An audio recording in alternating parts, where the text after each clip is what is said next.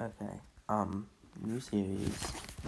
Here we have poor countries versus rich countries. So, countries with GDP per capita higher than the world average versus lower. I've done this with U.S. states, but here are countries. So sources differ on this subject. However, this is the most common. This is a good map I found. Argentina and Uruguay sometimes are included. Yeah. But to make it a bit more fair, I put them on the rich team. Same with Bulgaria. It's hard to show, but Israel is on the rich team. So is Turkmenistan. And China. Yeah, China needs to be on the rich team because if it's not, it's very unfair. Otherwise, the rich team kind of gets destroyed. So, yeah, to make it a bit more even, we put China on the wealthy team. So, this war immediately has a few things happen. So, the first thing that happens is Turkmenistan dies. Yeah, there's not much they can do. They're completely surrounded. Same with Malaysia and Brunei. They are both completely surrounded, and there's absolutely nothing they could do. However, it's the same case for these Balkan nations, so Serbia, Bosnia, Montenegro, I guess Kosovo, Albania, and North Macedonia. And Costa Rica and Panama don't have an army. So they also get destroyed. French Guiana might be very well defended, but I'm not quite sure. That's why Kaliningrad's well defended, so I'm not quite sure if it's fallen yet. Okay. And same with Israel. So now we have the true war breaking out with many basic places having fallen. And the first thing that happens is Sorry, I just woke up. America launching an invasion into Mexico. So they hope that they could eliminate Mexico quickly. Yeah. So the first thing they do, they quickly cut off Baja California and invade the peninsula, which goes successfully, followed by an invasion along the country. They go along the coastline until eventually taking this coastline as well. From there, they go into Mexico City and the country surrenders. Central America is very weak, so they quickly invade. I don't really feel like going into the details, but they win. They liberate Panama and Costa Rica. An island hopping campaign is able to take the Caribbean. However, South American forces once again are able to capture. South American forces are able to capture this area. Yeah. And now we have a continent war again.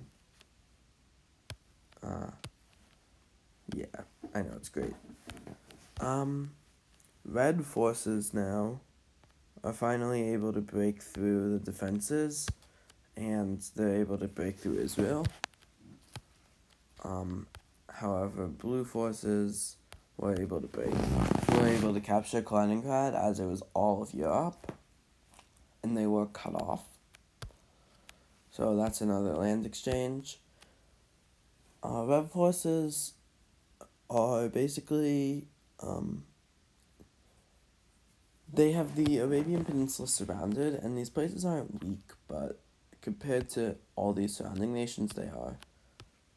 So, let's see how this goes. Egyptian forces and Iranian forces cross into Saudi Arabia. They take Mecca, Jeddah, Riyadh.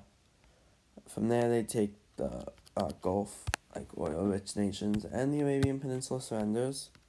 However, North Korea, being basically surrounded, does succumb to a Chinese and South Korean invasion. And now we have another front line being set up.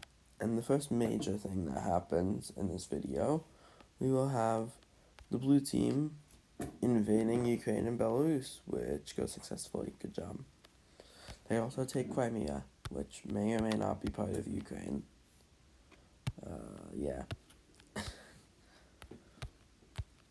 American forces, having mobilized after taking out much of North America, they now look to invade into the south, and they decide to cross the Darien Gap, which goes successfully.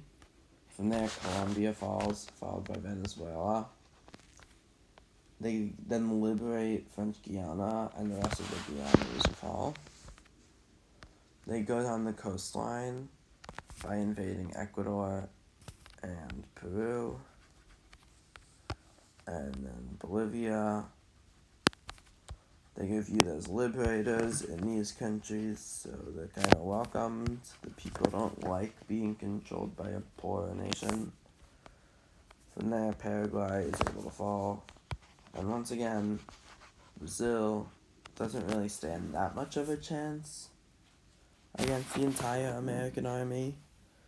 They push in from the edge. They look to meet at the capital, Brasilia, which goes successfully, and then the country centers. So now the Americas have been wiped out, and is this realistic? Maybe. Is the U.S. that powerful? Once again, maybe. Not quite sure. But now we have a huge... And while that was happening, however, we have oceanic forces managing to capture Australia and New Zealand. So these countries aren't poor, or they're not poor. They're not weak, but compared to Indonesia, they would lose. Yeah. So now we have two major things. Oh yeah, the next thing that happens is Southeast Asian forces look to push into southern China, as it's the only really invadable part of China. The rest of China would be very hard to invade, obviously, as Tibet, can't really invade that way. I guess you can also invade through Manchuria, but they start a push into the south, and it goes successfully.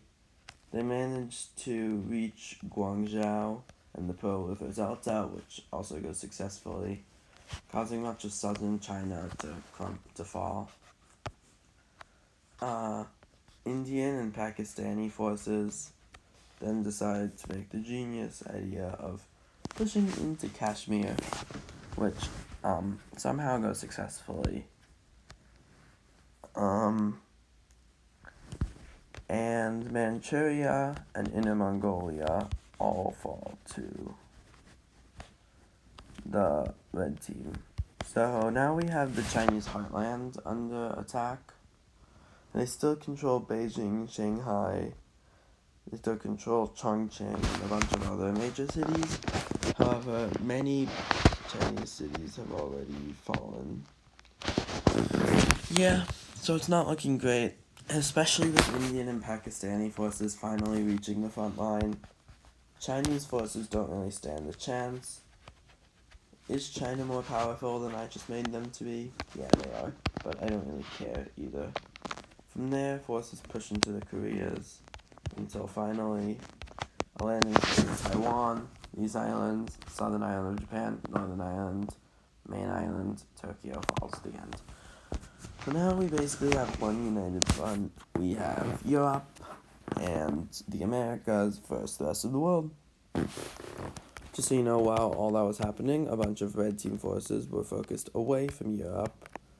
Therefore, the blue team was able to take advantage of this by capturing these countries in the Middle East. And now a foothold is established in the Middle East, as well as having cut off the red team from each other. Yeah. However, it's not so helpful. Oh wait, they also got the Caucasus regions. Yeah. Okay. So from there, I'm gonna end this video.